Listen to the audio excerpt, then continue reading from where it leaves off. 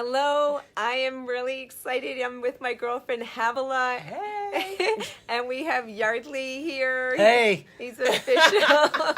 We are in New Orleans. Yes, we are in New Orleans, and we are having the time of our lives and having fun with each other and planning the next couple of days together. So we're pretty excited about that.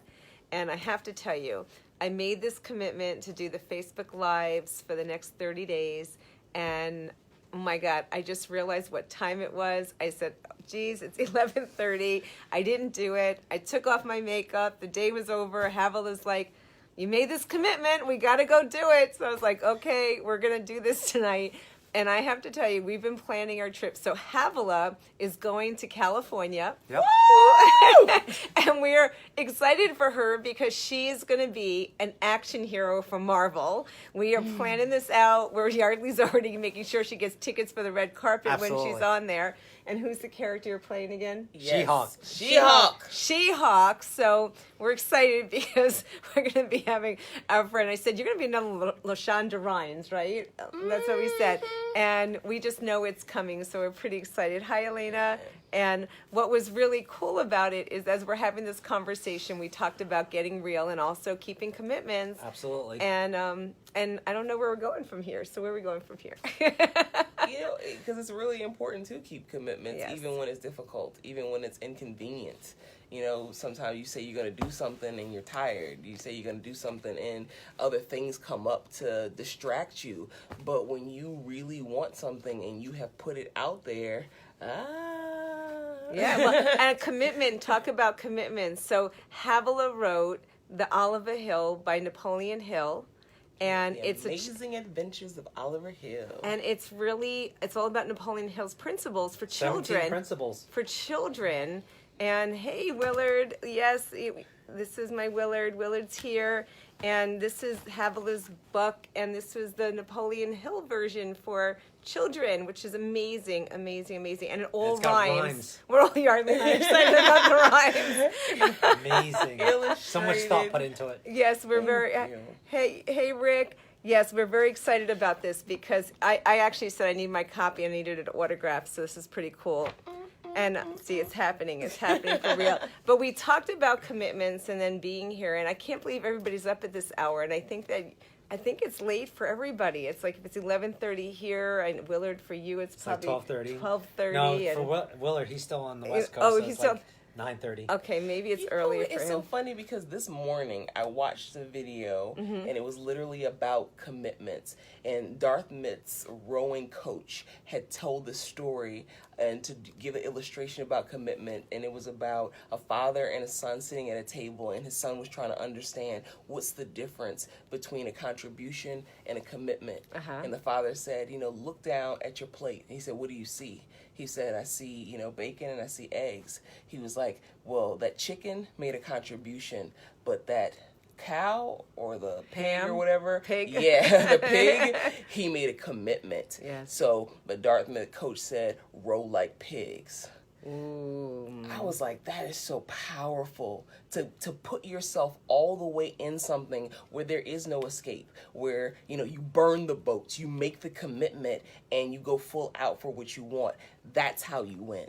Yes, and I'm committed here. So I'm committed here at 20 of midnight. If you're watching this in the morning, I'll tell you we're up late. I'll tell you why we're up late. Hi, Lois.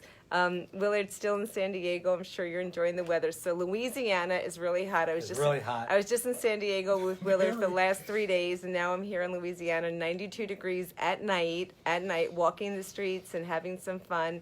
And Yardley decided we had to plan a Segway tour for tomorrow. Because these two beautiful women decided to be committed with me since I love Segway tours.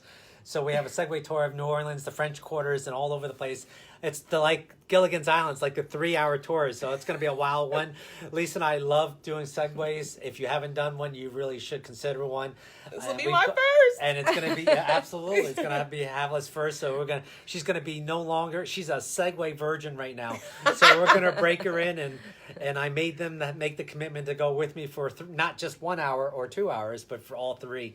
So we're going to have a really good time tomorrow on that. And really get a. And I try to negotiate with Yardley. I felt a 1 hour or 2 hour was more than sufficient. That's not going to happen. But here's what. Hi, Sheila. But here's another Platt partner's on with us. Yay, Sheila! So here was what was really funny. So here Havilah is living here for years, and now she's leaving. She's leaving to go to California and follow her career in Hollywood and follow her career. And we realized that she's never done a Segway in her own city, so she's going to be a tourist here with us for the next couple of days. That's great. And she's going now. She's learning about streets she didn't even know existed. She's been living. I was like, Yarly had been here for like 5 hours, right? And knew more about the city than I did. I was like, so there's he's committed. He is committed. Yes. Hey, I'm committed to having a good time and having fun. So whether it be a pump tour, although I didn't know about the pumps in Louisiana. Look, the pumps they have, the 11 pumps can fill an Olympic-sized pool in 5 seconds flat. So it's what keeps Louisiana from being underwater. So it's pretty cool. Yeah, and did you know that they have these cemetery tours here? So Havilah goes, do you want to go to a cemetery tour? I'm like, why would I want to go to a cemetery? So then Yardley gets here, and the concierge says to him, do you want to do a cemetery tour? I'm like, what is it with these people in Louisiana? Cemeteries are above ground, and they have such a rich history. It's so freaking cool. It's so cool. And there's so many things that you learn on terminology and, phrases and things that people use. I like the Saved by the Bell. Yes. Oh my God. Saved by the Bell, and I wouldn't touch this with a 10-foot pole. So. Oh my God. So do you know what Saved by the Bell means? Do you know what it stands for, Jeff? Or Saviano? Do you know what this stands for, Lois? This is pretty cool. Oh, no. Go ahead. Tell them. Tell them what it is. It's pretty cool. We'll save you the cemetery tour. Well, I think they may need to go. You still should go. She just definitely go on the cemetery tour if we come down to New Orleans. But the tour or the term Saved by the Bell comes from the time when the Spanish influenza was very high. People were dying left and right. But people were being buried sometimes alive. And so they put people on a graveyard shift, and they would put a bell on the outside of the mausoleum and put a string into the coffin. So if you were alive and you woke up, you could ring the bell and you would be saved by the bell. Wow. That's pretty cool. And now, here's what's really funny. TV created a show called Saved by the Bell for years and years and years. I thought it was about kids in school, but it was really about who wanted to be out, who was still living, and would ring the bell and say, I want to get out, I want to get out. And yet they made a whole show about it. I bet they never knew the real meaning. I bet you they did. I bet you they didn't know that. We should find out if they knew the real meaning. I have to add that into my book on You Don't Know, We Don't Know, but what if you did, ... Sheila gave you a star. That's a good one. She got a star for that. We got another star. You ready for this one, Sheila? Here's the next one, because Yardley is going to have to share it if Havilah does it. Go ahead, have a firework. Still cemetery. Ever hear the term of I wouldn't touch this with a 10-foot pole? Go ahead, Havilah. Yes.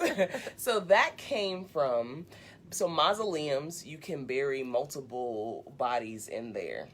But you have to keep them in there for a year and a day, keep the mausoleum or the tomb sealed. But once you open it after that year and a day, they would take this 10-foot pole with like kind of a broom on the end, push all the remains. So the mausoleum is on the top of the ground, there's a bottom. Well, underneath, there is a receptacle. So they will push all of the remains down into the receptacle with this 10-foot pole. So that's why I say I wouldn't touch that with a 10-foot pole.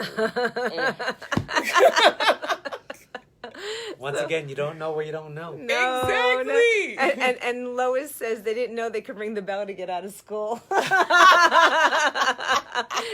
all they needed to do. They just needed to go to the cemetery tour, and they would have learned what they could have been doing. It's amazing.